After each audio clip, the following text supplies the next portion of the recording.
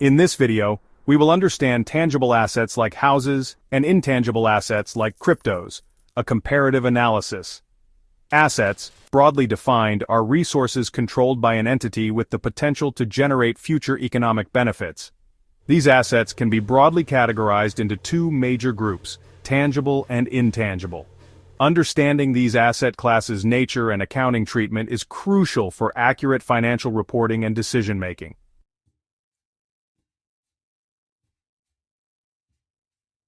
Tangible assets are physical assets that have a bodily substance. They can be touched, seen, and felt. Examples of tangible assets include property, plant and equipment, PP&E. This category encompasses land, buildings, machinery, equipment, furniture, and vehicles. Natural resources include assets such as oil reserves, mineral deposits, and timberlands. Characteristics of tangible assets: physical existence. The most defining characteristic is their physical form. Depreciation, depletion. Tangible assets, except land, generally lose value over time due to wear and tear, obsolescence, or depletion.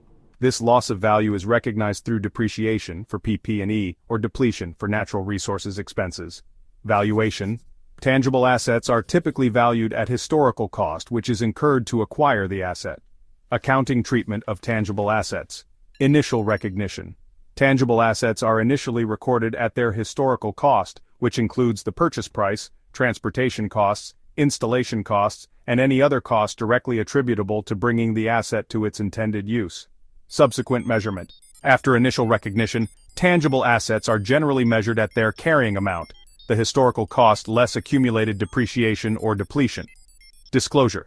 Companies must disclose significant information about their tangible assets in their financial statements, including the composition of the asset classes, depreciation methods, and substantial repairs and maintenance costs.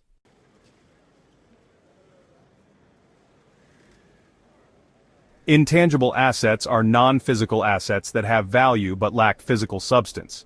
Examples of intangible assets include patents, exclusive rights granted by a government to an inventor to manufacture, use, or sell an invention. Copyrights, exclusive rights granted to the creator of an original work of authorship. Trademarks, distinctive signs, symbols, or words used to identify a product or service. Goodwill, the excess of the purchase price of a business over the fair value of its identifiable net assets. Technology, software, databases, and other technological assets. Characteristics of intangible assets: lack of physical substance. They do not have a physical form. Amortization. Most intangible assets are amortized over their useful life, during which the asset is expected to generate economic benefits. Impairment. If the carrying amount of an intangible asset exceeds its recoverable amount, the asset is considered impaired and needs to be written down to its recoverable amount. Accounting treatment of intangible assets. Initial recognition. Intangible assets acquired separately are initially recorded at cost, while those acquired as part of a business combination are recognized relatively. Subsequent measurement. Most intangible assets are subsequently measured at cost less accumulated amortization. However, some, like goodwill, are not amortized but are tested for impairment annually. Disclosure. Companies must disclose significant information about their intangible assets in their financial statements, including the amortization method, assumptions used in determining useful life, and any impairment losses.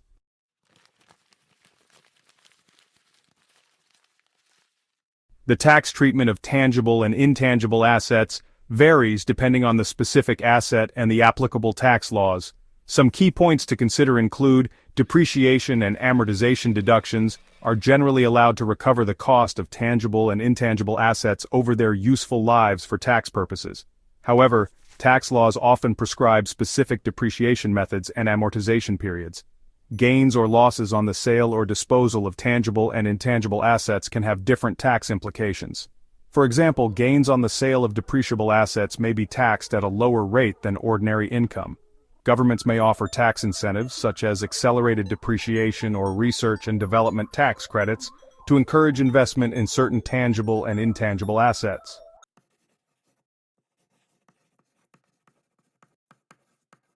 Intellectual property rights, or IPRs, are legal rights that protect creations of the mind, such as inventions, literary and artistic works, designs, symbols, names, and images used in commerce. Here's a breakdown of key IPRs. Patents grant exclusive rights for inventions. They protect novel, non-obvious, and practical inventions.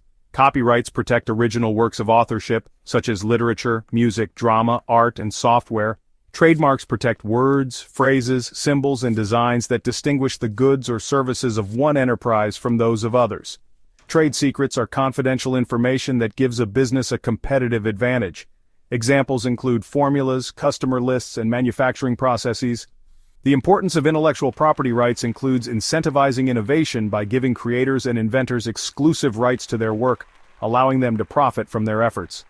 IPRs contribute to economic growth by fostering research and development, driving investment, and creating jobs. They help ensure consumers receive genuine products and services. IPRs safeguard cultural expressions and traditional knowledge. There are challenges and considerations as well. IPRs must balance protecting creators' rights and ensuring public access to information and technology. Enforcing IPRs can be challenging, especially in the digital age, where information can be easily copied and shared.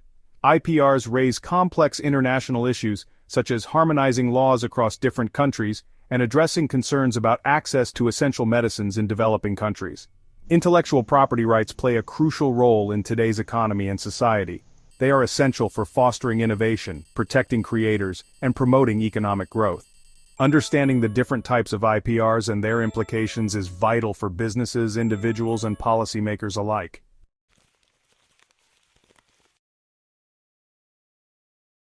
Tangible and intangible assets are both valuable resources for businesses. Understanding their nature, characteristics, and accounting treatment is essential for financial reporting, decision-making, and tax planning.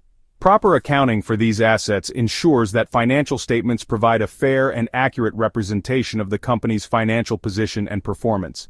Intellectual property rights, or IPRs, contribute to economic growth in several ways. First, by fostering research and development. IPRs, such as patents for inventions and copyrights for literary works, provide inventors and creators with exclusive rights to their creations.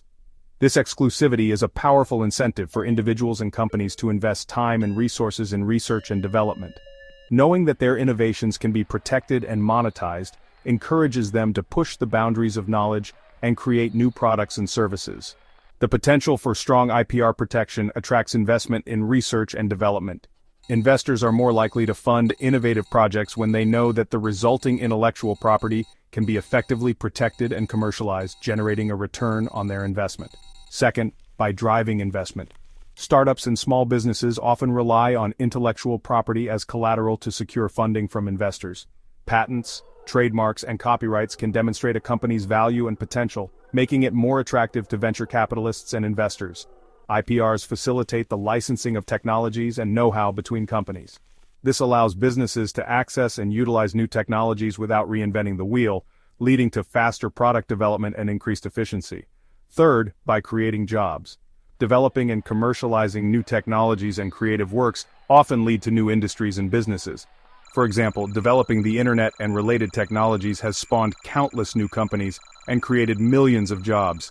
Innovative technologies and processes protected by IPRs can increase productivity and efficiency across various economic sectors. This can lead to higher output, lower costs, and job growth. Companies with strong intellectual property portfolios can gain a competitive advantage. This can increase market share, increase profits, and more jobs. In summary, IPRs drive economic growth by incentivizing innovation, attracting investment, and creating jobs. They also provide a framework for protecting and commercializing intellectual creations, essential for a dynamic and competitive economy. Thank you for watching. Note: this video provides a general overview of tangible and intangible assets. These assets' specific accounting and tax treatment can vary depending on the applicable accounting standards and tax laws. Disclaimer: this video is for informational purposes only and should not be construed as financial or tax advice. Please consult with a qualified professional for specific guidance on your situation.